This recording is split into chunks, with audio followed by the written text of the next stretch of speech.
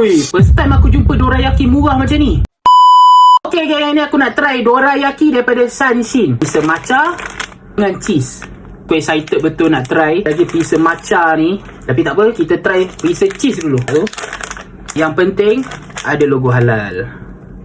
Ui, dorayaki dia macam ni.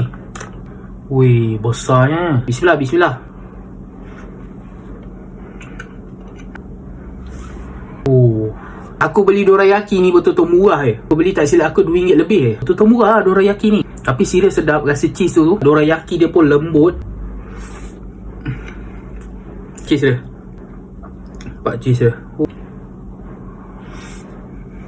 Dia yang dorayaki cheese ni betul-betul sedap. Dia rasa cheese tu tak pekat sangat, tak manis sangat. Dia rasa masam-masam sikit kan.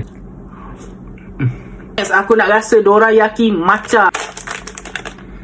Ui, matcha dia bau ada juga ada sikit lah bau matcha ni. Sama je, memang betul-betul besar dorayaki dia. Bismillah. Ui, ni rasa matcha betul-betul kuat matcha dia.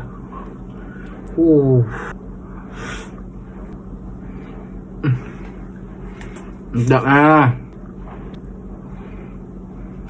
Rasa macam air matcha tau. Dia punya kuat tu rasa macam air matcha. Dia campur pula dengan dorayaki ni. Jadi aku cakap korang makan pun tak akan muak tau. Sebab dorayaki ni lembut.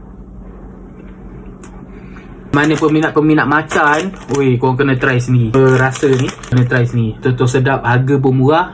Cuba korang pergi cari 7-Eleven ke ada. Apa-apa pun memang sedap.